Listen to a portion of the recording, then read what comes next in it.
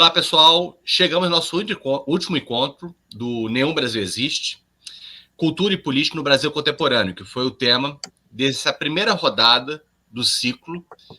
E o objetivo que a gente tem agora nesse último encontro, em que vamos conversar só eu e o Marcos Lacerda, que foi quem concebeu o nosso ciclo e que também acabou não somente tendo a concepção do ciclo, mas também pensando a costura desse primeiro encontro.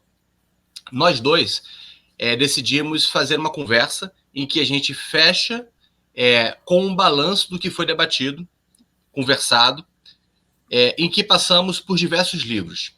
Passamos por autores como Gabriel Feltran, Marco Aurélio Nogueira, Hildeber Avelar, Francisco Bosco, Rogério Skylab, Daniela Vieira e Jaqueline Lima e Wilson Gomes.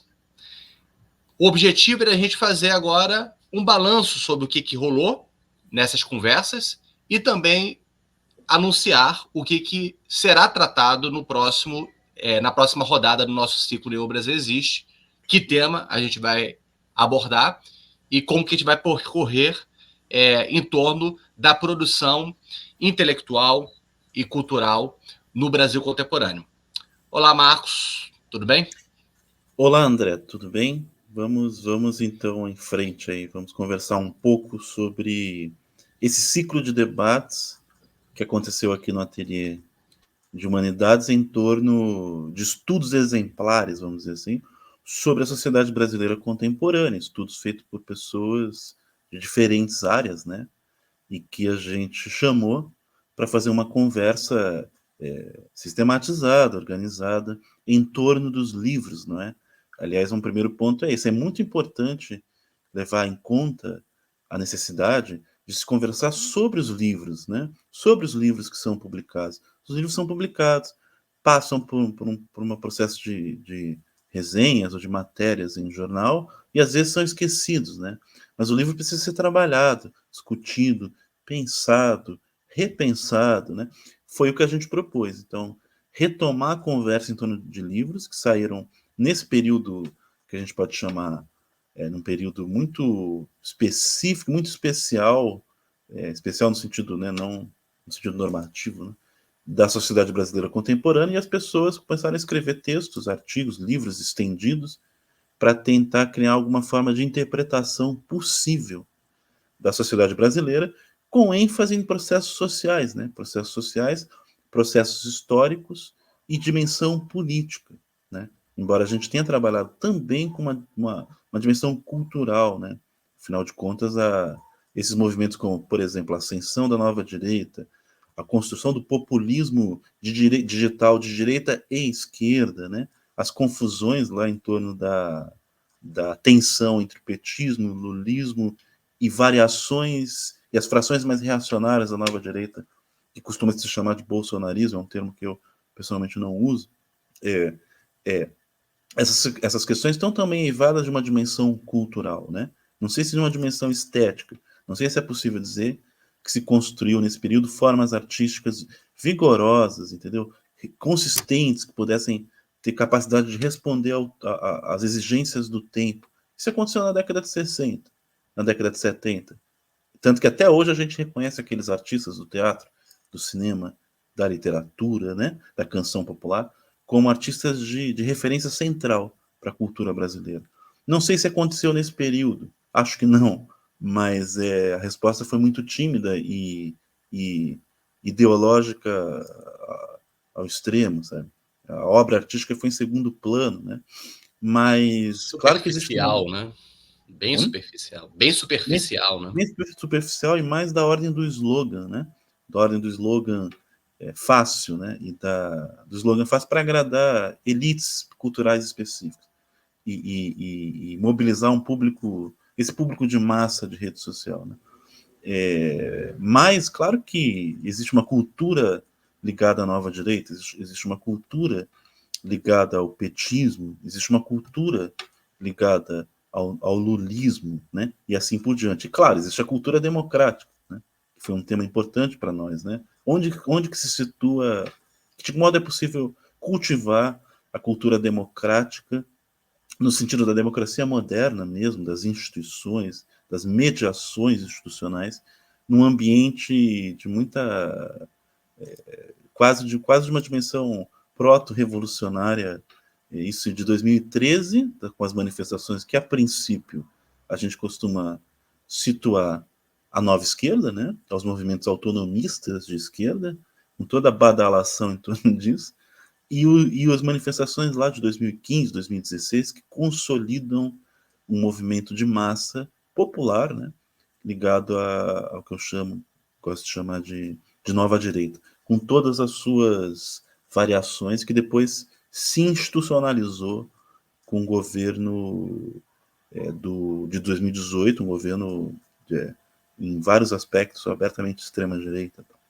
Mas eu acho que a proposta do ciclo foi conversar com esses livros, com esses autores, né, levá-los a sério, né, porque a gente lê os livros de forma sistemática, disciplinada e tudo mais, e a partir daí testar hipóteses, não sei, conversar com possibilidades de interpretação sobre o Brasil contemporâneo. Na minha leitura, foi para mim, espero que para o público também, foi muito proveitoso.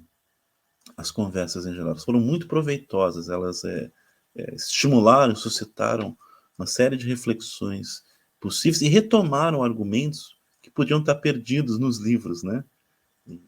E a gente conseguiu retomar a partir da conversa entre eles, né? E eu acho que retomou de alguma forma para os próprios autores, né? Eu acho que em várias conversas os livros até tiveram uma nova vida para os autores. Isso que é interessante.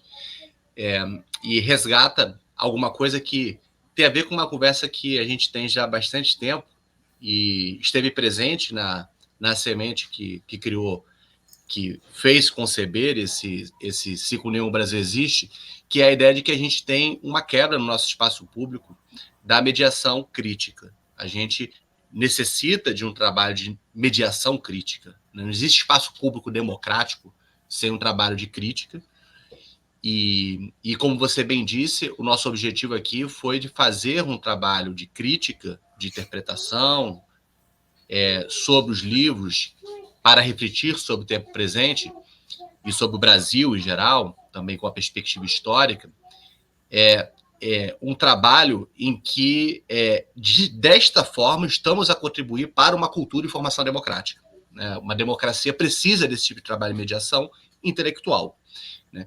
E esse tipo de mediação crítica, por meio de estudos exemplares de livros, eu achei bastante pertinente, né? Porque dá uma densidade na conversa e um certo suporte a partir do qual você, ao ler esses livros, conversando com os próprios autores, a gente consegue aprofundar os tópicos, trazer uma determinada leitura sobre o Brasil contemporâneo de uma forma que ela é profunda. Então, a gente chega realmente a ter uma densidade de reflexão, que é o que o livro propicia, tendo ao mesmo tempo uma função comunicativa, porque a gente de alguma forma está também difundindo e propagando esses livros, ressuscitando-os algumas vezes. E isso também acaba sendo um convite à leitura por pessoas que não estão familiarizadas com o assunto, ou que mesmo não conheciam os livros. Então, acho que é uma composição da mediação crítica da mais pertinente, e não tenho dúvidas de que aqueles que nos assistiram ganharam, e que os que vão nos assistir, porque está tudo no acervo, ganharão bastante em acompanhar essa primeira rodada e também seguir adiante no nosso trabalho, que o ciclo aí vai ter vida longa. Quero reforçar isso que você disse sobre a mediação crítica. Nós temos uma responsabilidade, nós intelectuais, da nossa geração, não só da nossa, mas da nossa geração, de trabalhar para qualificar o debate público. Entendeu? Trabalhar para qualificar. E qualificar o debate público não significa necessariamente, simplesmente, ter meios para aparecer nas instâncias de consagração tradicionais.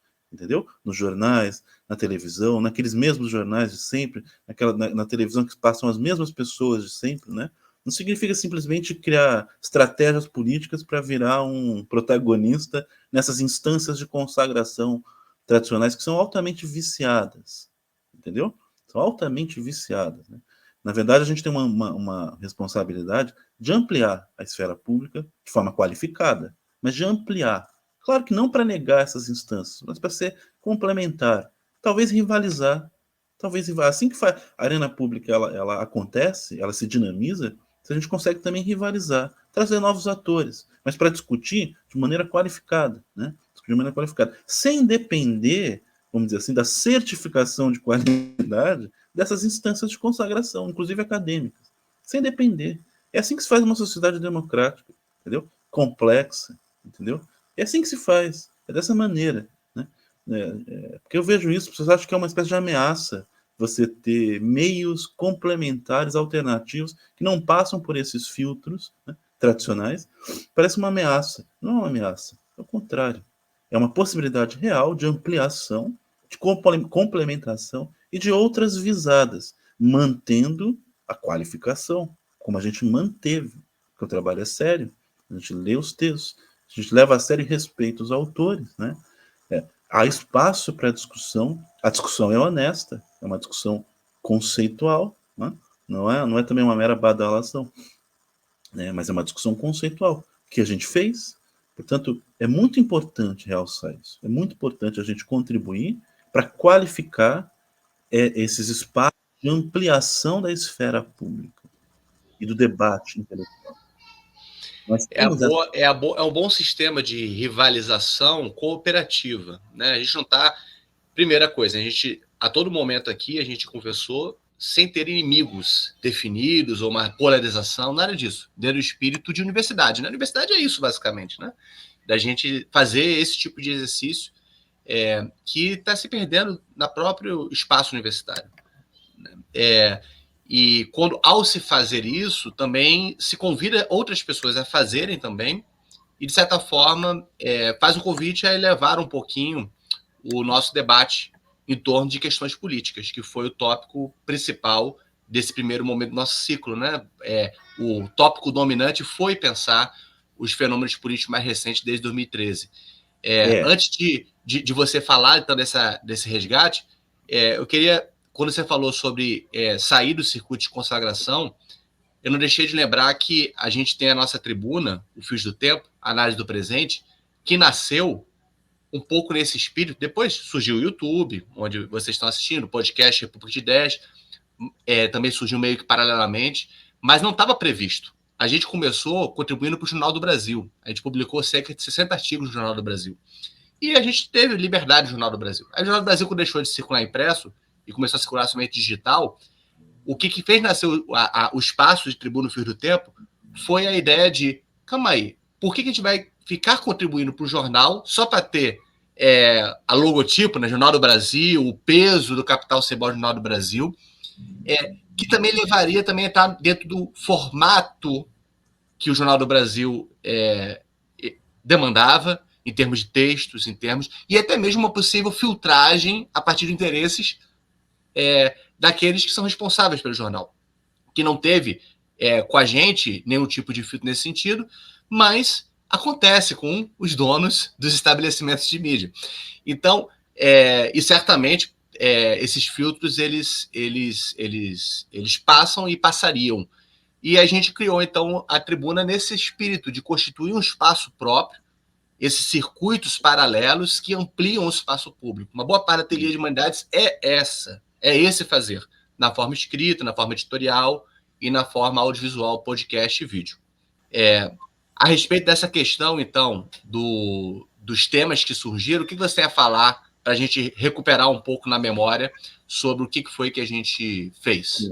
Então, e aí a partir daí, bom, a gente fez uma seleção de livros representativos, claro que sem a pretensão de abranger a totalidade, evidentemente que muitos outros poderiam entrar, então assim, sem qualquer pretensão, mas apenas fazer um apanhado de estudos que são significativos para se pensar a sociedade brasileira contemporânea em diferentes dimensões.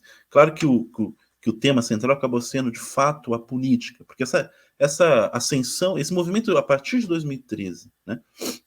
Toda essa movimentação social na sociedade civil brasileira a partir de 2013 mudou o quadro em muitos aspectos, né? e fez com que a política se transformasse no centro das nossas atenções. Não só nossa, das pessoas em geral.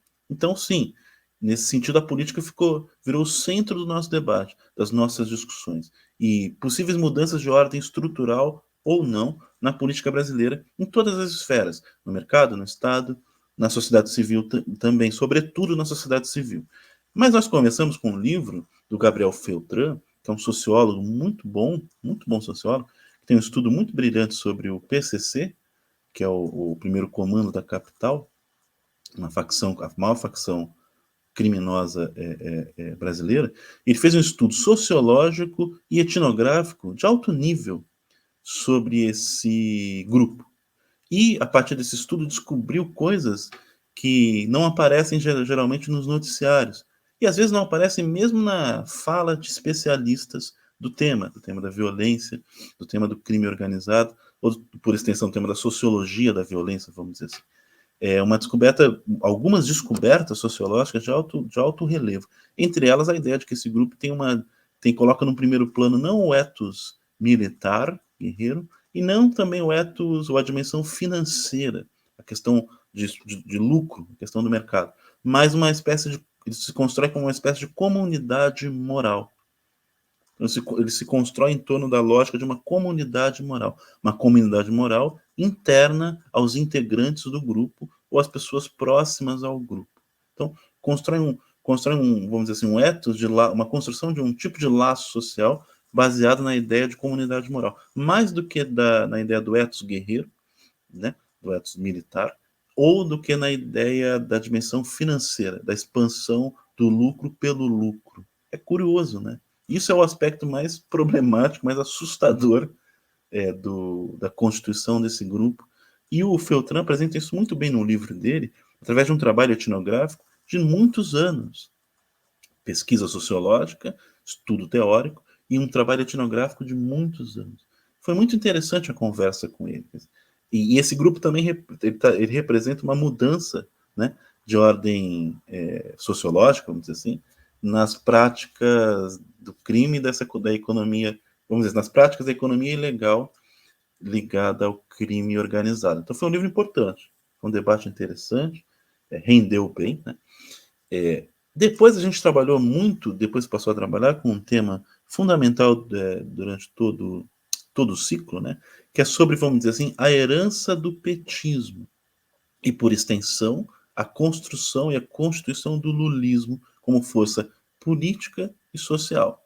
Então, a herança do petismo, a herança dos dois governos Lula, do primeiro governo Dilma, e o surgimento de uma força social e política nova, o lulismo. Isso aconteceu na discussão com o livro do Idelber Avelar, que é um livro muito importante para se pensar a sociedade brasileira contemporânea, com o livro do Rogério Skylab, que é um crítico e um artista da canção, que colocou no centro da sua análise uma perspectiva mais de ordem filosófica, que ele chamou ali de lulismo selvagem, né? E em certa medida, com os outros livros também. O Diálogo Possível, do Francisco Bosco, que conversa a seu modo com o lulismo, com a herança do lulismo, do petismo, né? Mas que avança para outros pontos. Eu acho que o livro do Francisco está mais próximo da conversa com o livro do Marco Aurélio Nogueira.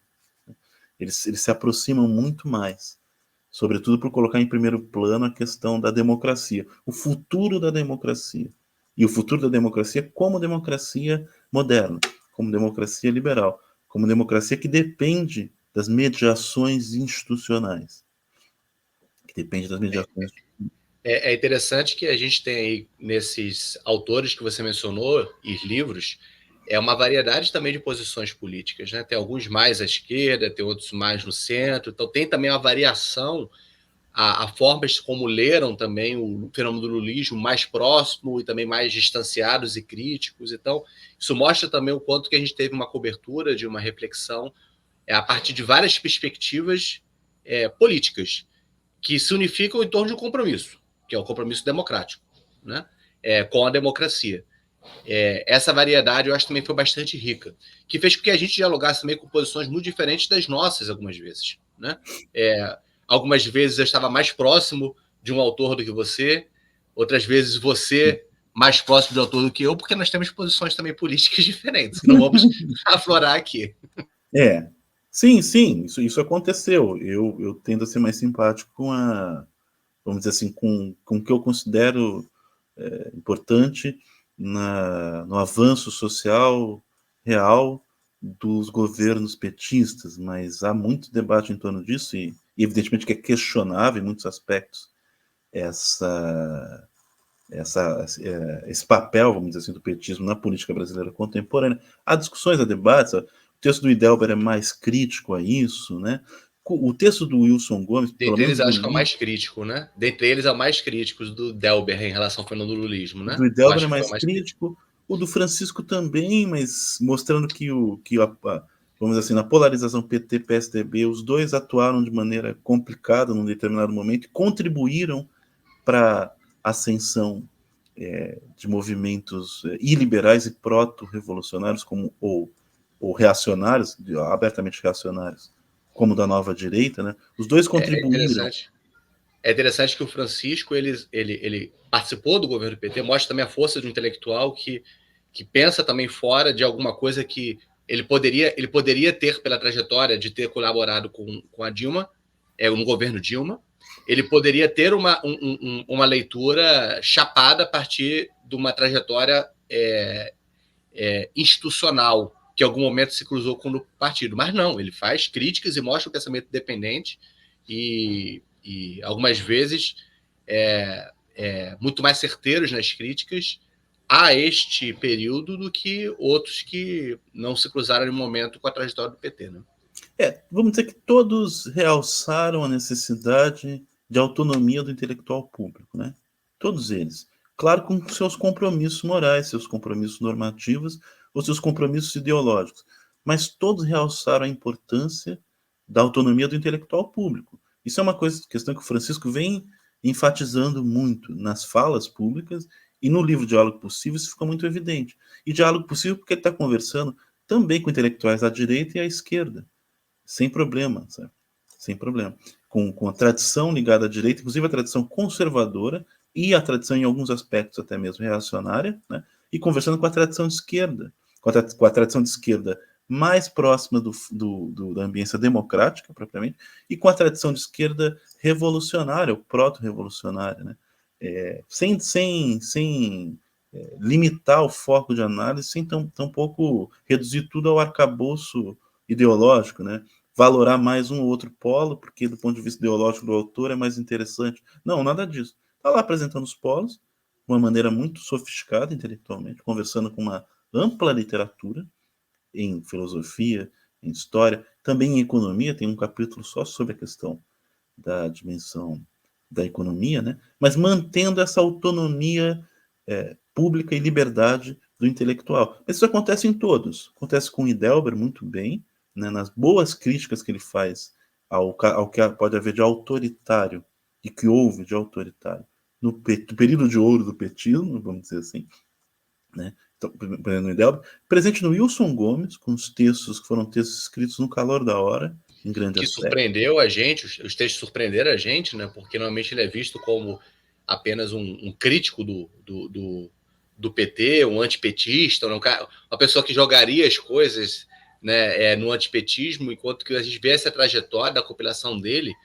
o quanto que ele está numa posição muito mais, digamos, agnóstica do ponto de vista político, mostrando, olha, os sucessivos erros de comunicação política que estavam desencadeando processos e, ao mesmo tempo, olhe os processos mais amplos, como é que estavam forçando também as transformações. Então, é uma leitura que até, às vezes, é até mais generosa com o período do petismo do que aqueles que são mais próximos foram. É verdade, é um livro surpreendente, até pelo fato o Wilson é muito alvo de haters de rede social por ter uma postura autônoma como intelectual público. Essa é a questão, né? Ele é muito e os haters, em geral, haters de esquerda, que explicitam e expressam um discurso de ódio a todo vapor contra ele. E não leram esse livro, né? Deveriam ler, porque é um livro que também antecipa essa mentalidade reacionária ligada a Bolsonaro, que passou a ser hegemônica depois da era petista, 5, 6 anos depois, com a eleição de 2018, e até hoje, em certa medida, um pouco hegemônica, infelizmente, na sociedade civil brasileira. Antecipa em muitos aspectos, antecipa também a leniência que se teve com a expressão de uma mentalidade reacionária, antidemocrática, violenta, né? Agressiva, contrária a qualquer preceito básico de quem valora o liberalismo político, de quem valora a democracia moderna de fato, né? De quem valora questões próprias ao liberalismo político, a nobre tradição do liberalismo político, antecipou em muitos aspectos lá no livro dele também, com textos de 2013, 2014, 2015, que já vinham, observavam o desenvolvimento no Brasil de uma certa cultura de ódio extremista de direita, que tinha na figura dessa liderança política o lugar para o catalisador, vamos dizer assim.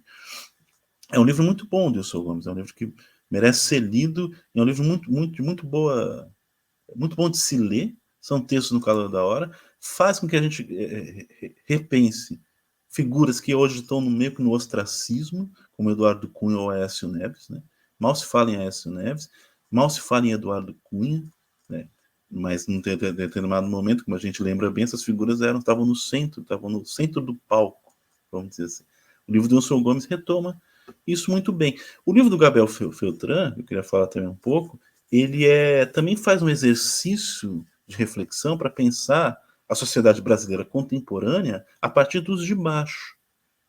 A partir dos de baixo. Né? Quem são esses de baixo que acabam, em alguns aspectos, se integrando a grupos criminosos? Como é que surgiu essa prole indesejada, vamos dizer assim?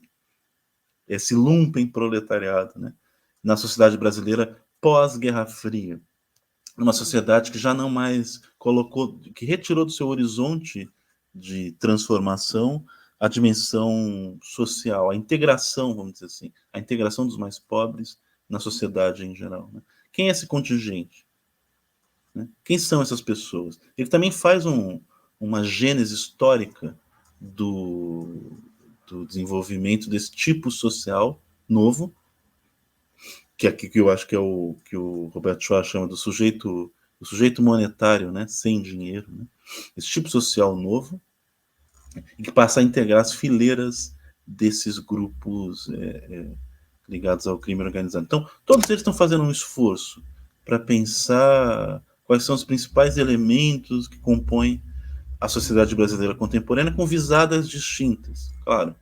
Posso me concentrar na herança do petismo, do lulismo, na tensão entre PT e PSDB, na ascensão da nova direita, no surgimento de lideranças políticas que de repente sumiram do espaço público decisório, pelo menos do holofote. Né? Posso pensar também através do surgimento de um tipo de criminalidade urbana diferente do habitual, né? Como esse grupo do PCC. Ou posso pensar também uma mudança de ordem mais um certo descrédito na mediação institucional como lugar de realização da política. Caso do livro do Marco Aurélio Nogueira. Né? Uhum, sim. Até pegando, são temas diferentes, até perspectivas diferentes para analisar um processo histórico mais curto. Então, todos eles, de alguma forma, estão vendo processos muito recentes, de 2013, um pouquinho antes para cá, por linhas muito diferentes e por estratégias metodológicas muito diferentes.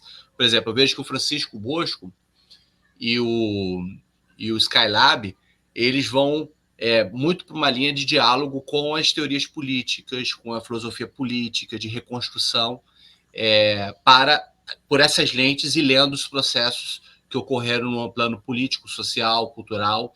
É o Skylab mais próximo dos autores de uma filosofia política pós-estruturalista, de esquerda, e o Francisco nesse diálogo com as tradições de pensamento político mais tradicionais, digamos, do mundo moderno, com o liberalismo, com a esquerda, mas essas estratégias que têm esse debate de uma reconstrução de umas certas condições de se pensar politicamente hoje. Já o nosso Idelber, Avelar e o Wilson Gomes, eles vão analisando, estando mais próximos, porque o Idelber vai pela linha da retórica e o Wilson Gomes pela linha da comunicação política. Algumas vezes até se sobrepõe um pouco isso, porque é uma posição de uma análise muito detida, sofisticada, do como que as palavras, os discursos, as posturas, os gestos influenciaram as instituições, o cenário político, como também foram influenciados pelos processos mais amplos, pelas próprias dinâmicas políticas existentes. O Weber focando nessa retórica da polarização, os efeitos dela sobre os processos recentes, e o Wilson Gomes, de certa forma, também vendo um pouco essa retórica de polarização sendo operada pela comunicação petista, lulista, né? Mas vendo também dentro do plano de uma comunicação política. Nesse caso, eu acho que um que se diferencia bem de todos os outros é o do Marco Aurélio Nogueira, porque ele pega pela democracia por vários planos em que ele fica mais próximo do que poderia chamar de um diagnóstico de época, e não próprio diagnóstico de época do ponto de vista da democracia, e não propriamente do processo mais recente. Marco Aurélio, ele é um livro que poderia ter sido publicado também na França, nos Estados Unidos, não é um livro sobre a democracia brasileira, ele fala isso claramente, né? E ele traz diversos aspectos dos problemas relacionados à democracia, né? A questão da falência da representação política dos partidos, a transformação dos partidos, a questão do digital, né? Como que a democracia é transformada pelas tecnologias de informação e comunicação, pela inteligência artificial, pelo mundo digital. Ele fala sobre o individualismo, né? Sobre as transformações da sociedade a partir do individualismo. Ele fala sobre as transformações e a crise mais ampla da representação política. Então, ele vai por diversos aspectos, a questão ecológica, e ele faz um diagnóstico de época sobre a democracia, articulando uma análise dos fatos sociais e políticos, pegando tanto elementos de pesquisa acadêmica, quanto do debate mais no plano dos fatos jornalísticos, e introduzindo muita reflexão teórica para pensar essas coisas, numa linguagem que, nesse caso, é muito parecida com todos os outros, uma linguagem, nisso daí, muito próximo do Francisco, uma linguagem feita para o público mais amplo. Não é um livro acadêmico, é um livro que tem uma linguagem mais de ensaio, uma linguagem de estou falando para todos, não estou falando só para a academia. O Marco Aurélio tem dentre desses todos, né, eu acho que é o que tem uma maior elegância estilística, sabe? Uma elegância na escrita. É um texto sucinto em muitos aspectos, né? É um texto escrito realmente para além do ambiente acadêmico, mas com um tipo de elegância, de sobriedade muito expressiva. É um livro para ser lido mesmo, assim, um prazer, um livro muito prazeroso de se ler, né? E ao mesmo tempo que você falou muito bem, vai para além do contexto próprio à sociedade brasileira. Mas, se a gente for pensar na sociedade brasileira, claro, inserida no contexto mundial, mas se a gente fosse concentrar na sociedade brasileira, talvez a pergunta principal fosse, olha, como que a gente passou de uma situação onde vigorava uma série de pactos de conciliação de classe, né? Série de pactos de conciliação de classe mediados institucionalmente e que permitiam um tipo de convivência civilizada mínima, para uma sociedade da explicitação do conflito e da explicitação do conflito cru, portanto, de um conflito sem solução, de uma situação realmente de conflito inconciliável, de tal modo que parece que você precisa aniquilar o outro para poder se realizar, né? Isso está na figura da antinomia que estuda o Idelber, quer dizer, a antinomia se transforma na prática discursiva principal da política brasileira, a antinomia, a negação de fato do outro, nós e eles, né? O conflito sem solução, né? O conflito sem solução, ou seja, o contrário da ideia de política no sentido mais forte do termo. Claro, quem adota uma perspectiva revolucionária vai pensar diferente, mas eu penso política como a possibilidade da construção do diálogo, né, o diálogo possível, a convivência de diferentes, mediados pelas instituições, né, não pela força bruta. O livro do Idelber mostra, olha, como é que a antinomia se transforma na prática discursiva principal da política brasileira. O livro do Wilson Gomes é a crônica de uma... A gente até... porque o texto lembra muito aquele romance, né? Mas agora De nem... uma Não sei se, tragédia anunciada. crônica não de uma morte, uma tragédia anunciada. É isso. Como se dá essa No vídeo tragédia? eu falei com o Wilson Gomes na tela, eu falei, não, Crônicas de uma morte anunciada, porque desde o início a gente Mas não anunciou tem como... como. Não tem como, né? A Mas gente como é anunciou que... o subtítulo errado do livro, tá? Desculpa, É, é. pessoal. Mas como que a sociedade brasileira... Existe a crônica de uma morte anunciada. A gente está percebendo elementos ali que vão conduzir para uma explicitação de conflito cru, para uma lógica de aniquilação do outro. A esquerda e a direita, tá? A esquerda e a direita. Uma lógica de aniquilação do outro. A prática política passa a ser a destruição, inclusive física, do adversário ou do inimigo, mais propriamente político. Como chegou a esse ponto? Está lá no texto do Idelber, está no texto do Wilson Gomes, está no texto do Francisco, que é também uma tentativa de diagnóstico nesses termos, tá bom? Está no texto do Gabriel Feltran, que mostra uma situação na qual há um desencantamento de tal modo que as pessoas nem querem mais sonhar com a inserção no mercado de trabalho, com a garantia de direitos sociais e direitos trabalhistas, né? Com a construção de uma trajetória social baseada no âmbito da legalidade, né? Isso sai do horizonte. Não existe nenhum projeto de construção nacional que possa construir um horizonte de transformação e de integração à sociedade no sentido mais geral, né? Isso saiu do horizonte, é um desencantamento, de tal modo que essas pessoas nem querem saber disso. Elas vão construir formas de socialização outras, né? No âmbito da ilegalidade, mas com essa comunidade moral. E nesse caso, eu acho que o livro que mais é caro para mim, até porque eu fui o editor, a gente publicou para a Ateliê de Humanidades Editorial com essa intenção, é o livro do Marco Aurélio Nogueira, com o subtítulo A Democracia Desafiada, diz muito, né? E a própria composição da capa, o jogo, a queda dos elementos, e o subtítulo é Recompor a Política para Futuros Incertos.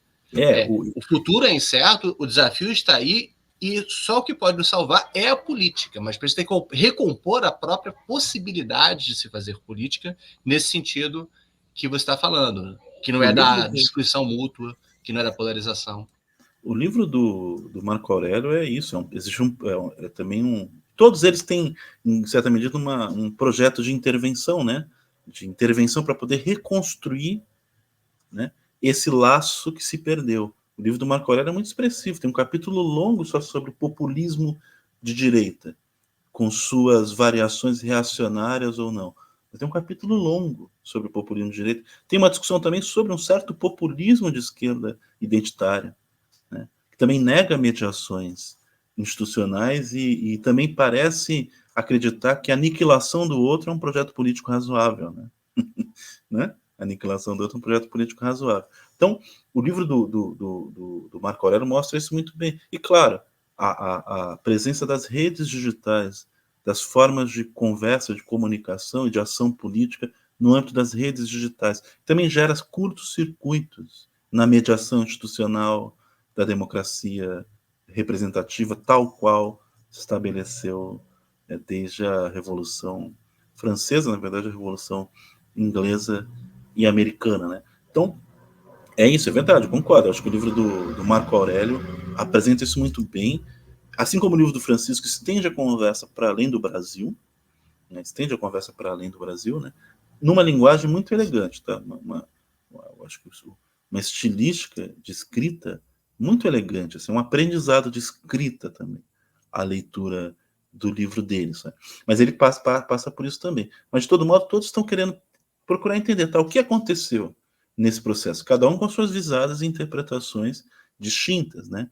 Mas o que aconteceu nesse processo? Por que houve essa cisão na sociedade brasileira, de tal modo que a gente não consegue suportar a pessoa que pensa diferente da gente, né, que ousa pensar diferente da gente. Isso à esquerda e à direita, é bom dizer. Isso não é um fenômeno exclusivo da nova direita. Me bateu um Discurso de pouco. ódio. Desculpa, eu pensei que você tivesse concluído, mas eu acho Não, que é um exemplo bom que você falou da esquerda e da direita. Me bateu um saudosismo quando eu vi um videozinho, foi da questão da rememoração de 30 anos do Plano Real. Foi o programa do Bial, que estava lá a equipe econômica do Fernando Henrique. Aí eles mostraram o vídeo que era da campanha 94. O Fernando Henrique Cardoso e o Lula, um monte de gente em torno, e eles, um do lado do outro, sorrindo e falando, aí o Lula falava, porque o plano real é apenas uma medida de propaganda para a eleição, e também vocês não estão preocupados com a inflação. Não, foi 94, não, foi 98 esse, que estava falando já preocupado com a inflação. Aí o Fernando Henrique, não, porque não sei o que e tal. Os dois antagonizando, como posições políticas rivais numa eleição, sorrindo e fazendo o jogo de política. Isso se perdeu. Né? Se perdeu. Completamente. Se perdeu e a lógica é de fato da aniquilação, da destruição mútua, da explicitação do conflito não como algo importante. O conflito regulado, obviamente, né, é fundamental para sociedades democráticas. Né? Conflito regulado. Mas é um conflito cru. É um conflito de embate direto e de eliminação do outro. Volto a dizer, a esquerda e a direita. Não é um fenômeno exclusivo da direita. Né? É um fenômeno também da esquerda. Né? Parece que o projeto só é possível realizar o seu projeto político se eu aniquilar o outro. Bom, a gente conhece o século XX, a gente sabe que essa mentalidade, seja no stalinismo, no maoísmo, no nazismo ou no fascismo, gerou monstruosidades. E no leninismo, o marxismo também. No leninismo, o marxismo também, né? No leninismo, o marxismo também. Porque a gente fala stalinismo porque é a versão oficial do Partido Comunista, né? O culpa era do Stalin. Não, no Lenin estava lá o germe da coisa. Sabe que eu resisto a dizer isso, né? Mas sim, quer dizer, a lógica, a ideia de que eu tenho que eliminar, inclusive fisicamente, não só simbolicamente, o outro, para poder realizar o meu projeto político. Isso é uma aberração. Mas é uma ideia que atravessou o século XX todo. Né? E nesses autores mostram, em certa medida, como isso está se construindo numa sociedade como a sociedade brasileira, que já é extremamente violenta. Tá? Porque tem uma outra discussão possível para se fazer também. Né? Esse pacto de conciliação de classe, ele também não ocultava uma série de ações violentas, assim, brutais, né? com assassinato de pessoas à margem da lei, com uma lógica de encarceramento em massa que problemática para uma ideia de sociedade que precisa, evidentemente, punir infratores, isso não está fora de questão. Essa é uma discussão possível. Mas, de todo modo, a explicitação desse conflito cru, né, a explicitação dessa concepção de política como eliminação simbólica e física do outro, a ideia de que o meu projeto político só se realiza se eu eliminar o outro, aniquilar o outro, isso se transformou numa espécie de regra geral, não só da política institucional, né, da sociedade civil e da cultura, certo? Se construiu uma cultura também em torno disso. Parece que é justificado, volto a dizer, a direita e a esquerda. Eu vou dizer isso sempre, porque senão fica uma visada muito ideológica, estreita e interessada politicamente no mau sentido. Né? Passadora de pano. Pois é. Por interesse de projeto político, né? Que também quer aniquilar os outros. Né? Mas, enfim. Todos eles estão estudando. De poder, né? Mas aí tem um ponto que a gente ainda não colocou, que foi um livro que ainda não entrou ainda na nossa conversa, porque ele é um pouco diferente dos outros, que é o livro Racionais entre o Gatilho e a Tempestade, da Daniela Vieira e Jaqueline Lima Santos, porque aborda a questão da política de forma mais tangencial, porque entra as transformações no âmbito da cultura, sobretudo da música popular, né? Agora, pois é, que foi um livro sobre o Racionais. O Racionais MCs, eles representam, eles são, vamos dizer, a expressão de uma mudança de ordem simbólica na concepção de cultura brasileira enorme e com resultado de excelência formal impressionante. Eles representam isso. uma mudança no ambiente, vamos dizer, na concepção simbólica da cultura brasileira a partir da canção popular. Então saem aquelas figuras da conciliação de classe, da miscigenação, dos pactos de convivência, muitas vezes que ocultam uma série de violências, né? E aparece uma visada muito diferente, uma violência estética expressiva, uma fala que vem dos de baixo, com um nível de excelência formal que assustou a classe média que monopolizava e monopoliza os espaços de consagração cultural. Porque os Racionais têm um nível de resolução formal, poético, musical, de excelência. De excelência. Né? Ao mesmo tempo que traz um discurso novo, de fato. E eles foram construindo a obra deles dessa maneira, do primeiro disco ao atual, tendo Sobrevivendo no Inferno, um disco de 97, como um marcador, assim, um dos discos que muda a ordem das coisas na canção brasileira. Tem o mesmo poder, vamos dizer assim, o mesmo potencial que coisas como Canção do Amor Demais, da Elisete Cardoso, que inaugura, vamos dizer assim, a bossa nova, ou da gravação do Pelo Telefone, que, vamos dizer assim, institucionaliza e industrializa o samba como marcador central do imaginário da canção e da cultura, da canção popular e da cultura brasileira. O disco Sobrevivendo no Inferno tem esse lugar, tem esse papel. Então, Racionais representa uma mudança na ordem simbólica e na nossa visada sobre a cultura brasileira a partir da canção popular enorme. Mas isso não só pelo fato de serem negros e pardos, sobretudo pardos, da periferia de São Paulo, né? Não só por isso, mas sobretudo pela forma artística, pela excelência formal do trabalho. Foi a excelência formal poético-musical que assustou mais do que qualquer coisa. Porque você está mexendo num lugar que é monopólio das classes médias, das elites culturais, né? Que é a excelência formal. Né? Excelência formal. Então, foi interessante a gente falar do Racionais, porque eles representam uma mudança de ordem simbólica, uma mudança do imaginário cultural, e está dentro desse momento de mudança da própria sociedade brasileira. Está dentro desse momento, está nesse mesmo lugar. Né? Não é mero reflexo dessa mudança, porque a arte nunca é mero reflexo das dimensões sociais ou da sociedade. Né? A arte tem a capacidade de mudar, como diz o Bourdieu, né? Bourdieu, mudar a percepção sobre o real. Ela não é um mero reflexo da vida social. Ela muda a própria percepção sobre o real e sobre a sociedade. Ela altera a lógica de percepção do mundo social. Ela tem uma autonomia. Então o Racionais está dentro desse bojo. Eles tiveram várias conversas com movimentos políticos específicos, no primeiro momento, muito próximo do movimento negro nascente no final da década de 80 no Brasil, com canções muito expressivas, que explicitavam isso, continuam a explicitar, né? Mas também muito próximo de partidos organizados, como o PT, teve um momento de muita aproximação, não só do Racionais, outros artistas também, mas do Racionais com o PT, com a figura do Lula, com a Marta Suplicy, quando foi prefeita de São Paulo, né, e criou os CELS, que foram muito importantes para a periferia da cidade, né? Mas também tem autonomia, tem cisão, tem discordância, tem ruptura. Não é? São artistas, estão trabalhando com a matéria da estética.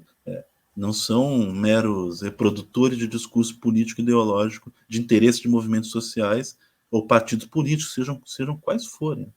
Foi muito importante a gente falar do Racionais, porque com Racionais a gente colocou a dimensão da cultura e da estética na sua autonomia, mas dentro desse bojo de mudança da sociedade brasileira, apresentada por esses outros livros.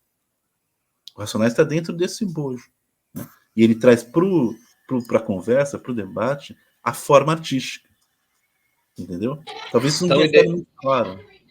Tão independente que o Mano Brown fez aquela fala lá para o público, numa eleição do Haddad com o Bolsonaro, falando sobre os erros do PT, né? Não teve? Ele falou assim: vocês não estão conseguindo escutar o povo, vocês não estão conseguindo falar com o povo, então vocês vão acabar perdendo mesmo, né? E falou com muita pertinência, sabe? Sobretudo o ódio de classe das classes médias progressistas em relação aos mais pobres.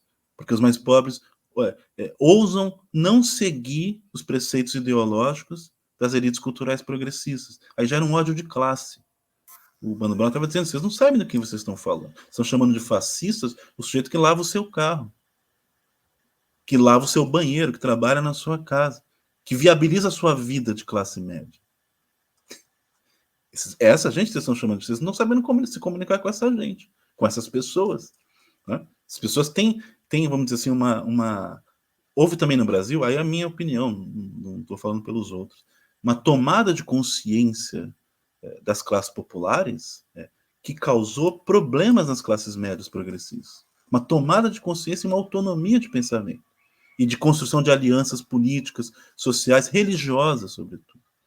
Né? Causou um incômodo nas elites culturais progressistas. Né?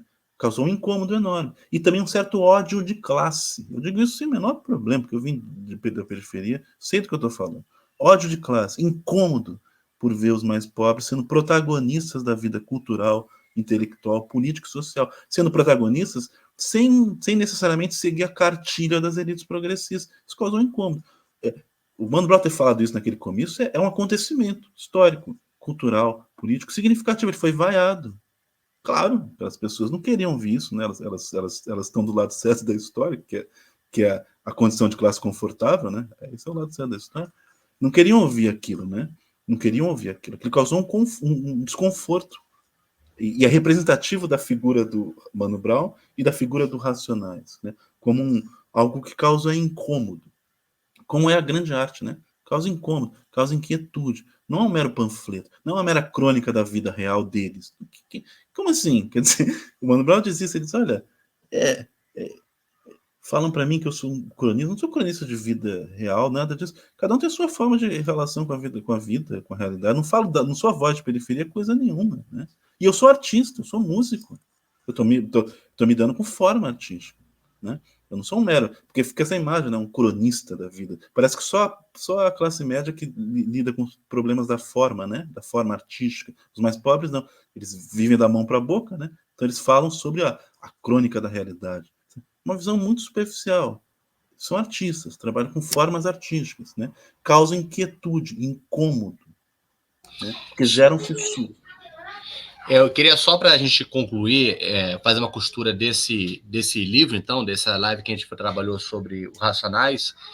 Eu acho que é bem pertinente pensar em duas articulações. Uma eu faço, a outra eu te proponho você fazer. A primeira é com o livro do Francisco Bosco, que ele fala que uma das características desse processo de interrupção, impossibilitação do diálogo, é porque houve uma crise dos mecanismos tradicionais de integração da cultura. E ele fala que uma das coisas que ocorreu no Brasil recente é a perda da capacidade de integração cultural e, digamos, da canção nacional, né? da música popular brasileira. A MPB ela entrou como um signo a partir do qual nos compreendíamos como nação. E ele fala, os Racionais é um momento dessa transformação, desse colapsamento da ideia da MPB, uma certa ideia de MPB representativa do Brasil. Então, Racionais ele entra como esse marcador de uma nova geração, um novo momento da música popular brasileira. E aí eu te pergunto, para a gente fazer uma articulação que eu acho que o livro mais próximo da questão, como é que poderia dialogar o Racionais, a coisa do Racionais está falando da experiência do Brasil recente, e podemos falar também de São Paulo, com o livro do Feltran? Porque está falando de dois fenômenos em tensão dentro do contexto do Brasil recente. O da organização via moral do crime organizado e o da força da cultura das periferias, de integração também. Como é que você vê esse diálogo e essas tensões com o diagnóstico do Feltran e o diagnóstico do Racionais? O primeiro diagnóstico ele faz todo sentido, mas ele é um fenômeno, vamos dizer assim, mundial, né? Os projetos de construção, os projetos de ordem nacional popular perderam suas forças, sobretudo no pós-Guerra Fria. Mas no caso do Brasil, perdeu sua força com um golpe militar. O golpe militar destruiu projetos de ordem nacional popular, na cultura, na política e na estética. Né? A esquerda cultural foi aniquilada, ela foi destruída. Mas ganhou uma certa força pela cultura da resistência, né?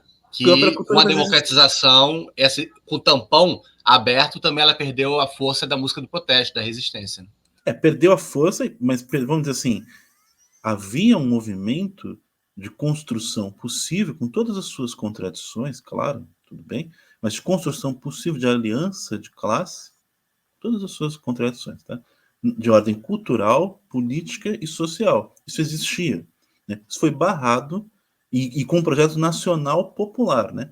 Isso foi não só barrado pela ditadura militar, ela simplesmente aniquilou esse processo todo e integrou o Brasil ao capital internacional. Então, aniquilou o projeto, então, muito antes do pós-Guerra Fria, né? Aniquilou o projeto nacional popular e integrou o Brasil ao capital internacional. Não só houve isso, houve também um movimento de descrédito no âmbito da produção cultural, da canção popular, não só, em relação a qualquer ideia de ordem nacional popular. Houve um âmbito de descrédito. Houve vários movimentos de vanguarda que consideravam a ideia da construção de uma ordem simbólica, vamos dizer assim, nacional popular, e de uma aliança entre as classes intelectuais e as classes subalternas e os de baixo, como algo antiquado, como algo assim que perdeu a sua fundamentação histórica, que devia ser colocado, devia ser até ridicularizado. Então, houve também esse processo todo. Ele acompanha. Agora, na leitura do Francisco, né, como se a MPB fosse o lugar possível da construção dessa aliança, vamos dizer assim, de classe, desse pacto de conciliação de classe, e construísse um imaginário popular poderoso. Poderoso, né? E de aproximações de artistas da classe média com artistas populares para construir um imaginário popular poderoso, que gerou um tipo de convivência social muito importante, né? E uma concepção de cultura brasileira também muito importante e tudo mais. Isso é verdade. O Racionais traz uma ruptura a esse discurso. Né? Não que ele negue totalmente, né? Mas traz uma ruptura muito clara. Não, é hora de explicitar o conflito. Existe muita coisa por baixo desse imaginário miscigenado da cultura brasileira. E a gente precisa explicitar agora os conflitos, aquele que está debaixo, aquela violência que foi ocultada. Entendeu? Foi ocultada. Ela existe. E a gente precisa explicitar. Quando surgem os primeiros discos, e sobretudo o Sobrevivendo no Inferno, que é o disco que faz com que eles ganhem uma dimensão maior para além das periferias, isso fica muito evidente. Mas já nos primeiros discos, havia momentos que eles diziam isso explicitamente. Dizem que o Brasil é um país onde as raças se misturam, e aí tem um som de uma pessoa gargalhando, né? Então, ou sociólogos fingem entender que o nosso problema é só econômico, mas não é bem assim, preto e branco não vai. Tudo está explicitado nas canções. Então, de fato, eles trazem um discurso de ruptura, mas volto a dizer, não é só um discurso social, tá? É um discurso também formal. A forma artística também é outra. Né? Existe uma violência estética que, por vezes, não está presente nesses grandes da MPB. Por vezes o discurso pode ser muito amenizado, muito ameno, né? Então, sim, eu concordo com o Francisco, isso é um ponto real. Em relação ao Gabriel Feltran, claro, o Racionais foi, vamos dizer assim, o grupo de artistas, o Racionais e o movimento do hip hop em geral, que mais esteve atento a essa mudança vindo dos de baixo. Né? Mas teve uma tensão maior, percebeu isso antes, né? Percebeu o desenvolvimento de uma certa cultura popular que não é de ordem nacional popular, vamos dizer assim, né? E que não pode ser capturada pela classe média intelectualizada. Eles perceberam isso muito antes que tudo, incluindo os grupos criminosos, mas também incluindo as forças religiosas, os evangélicos, que aparecem nas canções, né? Aparecem nas canções. Então, eles descobriram o surgimento de um tipo social novo, né? Construído no Brasil pós-Guerra Fria, a partir da periferia. Um tipo social novo com muitas facetas. Você ouve uma canção como capítulo 4, versículo 3, está dito ali. É um tipo social novo. Vem de baixo, né? Mas com muitas facetas religiosas, políticas, sociais, culturais e tal. Eles foram aqueles artistas da canção que perceberam isso muito antes de todos. E transformaram isso em forma artística, entendeu? mas perceberam isso muito antes de todos.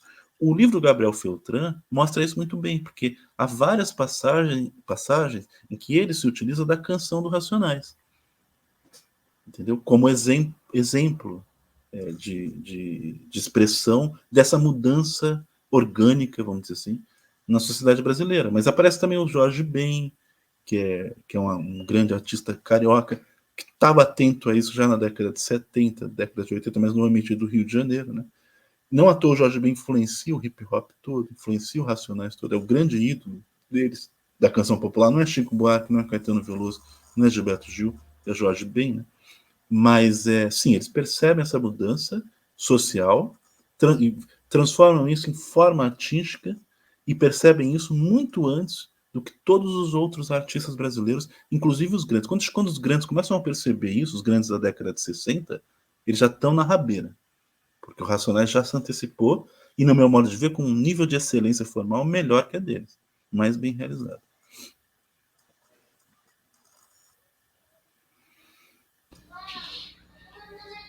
Muito bem. E eu não sei se já está no uma hora. Vamos falar então sobre o que vem aí na nova rodada do ciclo.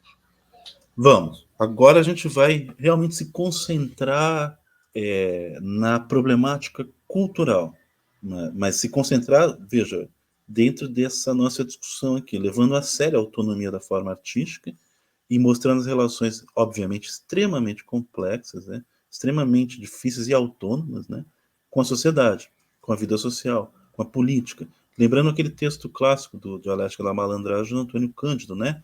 A arte, ela é um campo estruturado também, assim como a sociedade. A sociedade é um campo estruturado, a arte também. A arte não deriva da sociedade, nem a sociedade deriva da arte. Há uma relação extremamente complexa. E o bom crítico dialético, né, que leva a sério essa relação complexa, tenta apreender daí a forma objetiva, né, que fica entre essas duas dimensões, a arte, forma artística, a arte e sociedade. A gente vai discutir, então, a questão da cultura, a questão das artes, em alguns textos que são textos clássicos, né, das discussões sobre estética no Brasil, né, dos poetas concretos, do tropicalismo, da antropofagia, da literatura, enfim. A gente fez uma seleção de textos e agora o foco vai ser não na política, mas na cultura.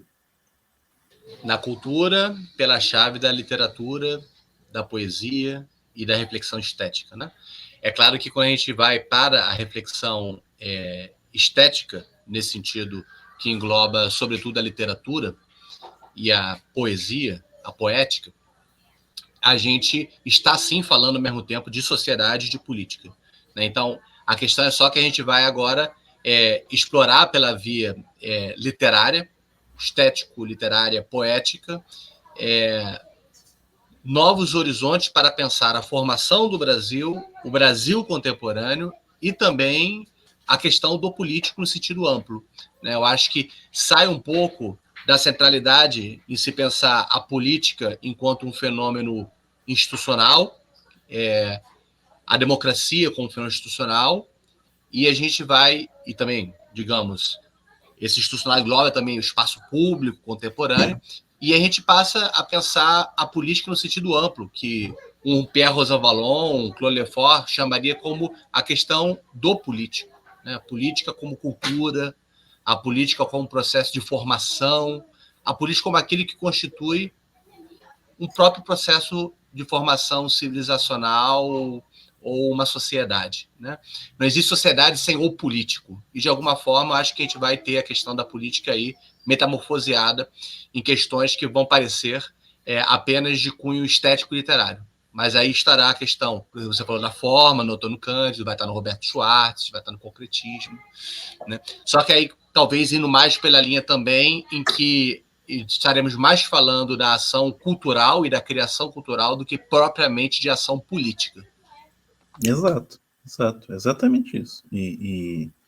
Então vai ter coisas do Machado Machiste, do Zé Miguel Wisnik, né? Ideias Fora do Lugar, e Nacional por Subtração, do Roberto Schwartz, Dialética da Malandragem, do Antônio Cândido, né? o entrelugar do discurso latino-americano, do Silviano Santiago, né? O texto dos poetas concretos, do Haroldo de Campos, Augusto de Campos e Décio Pinhatari, em suma, textos fundacionais, vamos dizer assim, da problemática cultural, estética, formal, que obviamente ecoam e moldam também a dimensão política e social. Então, o nosso centro vai ser esse, e isso ficou mais ou menos presente na discussão em torno do Racionais dentro do outro ciclo, né, cuja a ênfase foi a dimensão política, né, política e social.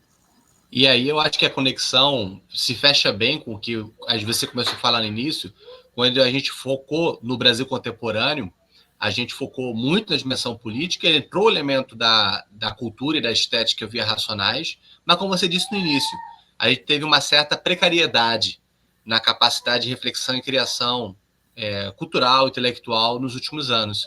Não por acaso a gente vai para esse momento de grande fertilidade e criação do Brasil, das décadas aí de meados do século XX, sobretudo, algumas vezes conectando com o Brasil de início do século, pensando, por exemplo, como é que a gente vai retomar o Machado de Assis, mas falando, sobretudo, dos movimentos culturais que se centralizam nesse período que foi, sobretudo nesse período que foi ceifado pela ditadura militar, né? E que, de alguma forma, durou, apesar da ditadura, né? Apesar de você, durou. Mas é um período de fertilidade que, de alguma forma, a gente tenta regenerar, retomando os lendos e, de alguma forma, reconectando com a criação intelectual contemporânea.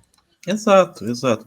Todo processo político, social de turbulência, de conflito, de possível fratura na sociedade brasileira veio sempre acompanhado de respostas formais também, né? Respostas no âmbito das artes, né? Talvez o atual não veio. Bom, o Racionais é uma exceção, mas todos veio, todos tiveram uma resposta interessante, não um mero reflexo, né? Mas uma resposta ligada às formas artísticas. Isso a gente vai ver, vai ficar muito claro no debate da poesia concreta aos terra em trânsito do Glauber Rocha, aos centros populares de cultura, à estilística do Chico Buarque, né, ao tropicalismo, à arquitetura de Niemeyer, etc., de Lúcio Costa, todo momento, a música também de vanguarda erudita brasileira, quer dizer, todo momento houve uma resposta possível. A literatura, a prosa literária, né, a figura de Machado de Assis, que dispensa comentários, mas quando o Roberto Schwartz começa a tratar dele, é um momento que ele estava meio fora do enquadramento literário, social e também político, né? Então, todos eles a gente vai colocar em foco as formas artísticas, levando em consideração isso, todo momento turbulento. Todo momento turbulento da sociedade brasileira veio acompanhado de criações artísticas vigorosas. Não é o nosso caso agora, mas foi assim. É interessante que, nesse caso, todos esses momentos também de criação, eles acabam também remetendo a processos que vêm do século XIX, do século XVIII. Imagine, por exemplo, quanto o concretismo, ao se afirmar, também recuperou o barroco, fazendo contraponto a via prevalecente da crítica literária e da forma de ler a tradição literária brasileira. Não, então, de alguma forma, também vão entrar questões relacionadas, seja a forma como se posiciona em relação ao movimento modernista de 22 em diante, né? Seja a partir de um Brasil um pouco mais distante, que é a forma como se lê o romantismo, a forma como se lê o barroco, a forma como se lê os movimentos do início do século XX, a forma como se situa Machado de Assis diante do processo de formação da literatura nacional. Então, a gente vai ter... Então, se a gente teve, na discussão sobre política, uma série de retomadas de reflexões de filosofia política moderna, a gente também vai ter um set de retomadas a questões históricas, século XVIII, XIX, início do XX, agora mais numa linha de problemas estéticos, de teoria poética, de teoria literária, de crítica literária, questões de estética formal. Então vai ser bastante rico. Exatamente. Então, esse agora é o nosso quadro para o próximo ciclo. E acho, André, a gente pode discutir também, já que eu estou agora lançando o livro do Vitor Ramil, que é um dos grandes da canção popular, do ensaísmo e da ficção. Ele também é escritor, é um daqueles artistas de linhagem nobre, né, alta, assim, uma figura que tem uma obra artística impressionante. O Estética do Frio, né, que é um ensaio que procura repensar o lugar do Rio Grande do Sul, mas não só do Rio Grande do Sul, pensar o Rio Grande do Sul dentro de um espaço supranacional,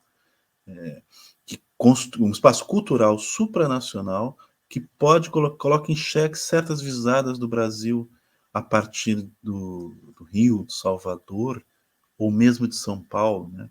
Então é um ensaio muito, muito interessante, é um ensaio que cria uma série de quiprocós interessantes para a gente pensar a cultura brasileira, vindo de um cara da artista da canção muito bem armado intelectualmente, com uma obra assim, excepcional e muito, muito, muito vigorosa. Então, coisas assim, a gente vai discutir então coisas dentro desse enquadramento aí.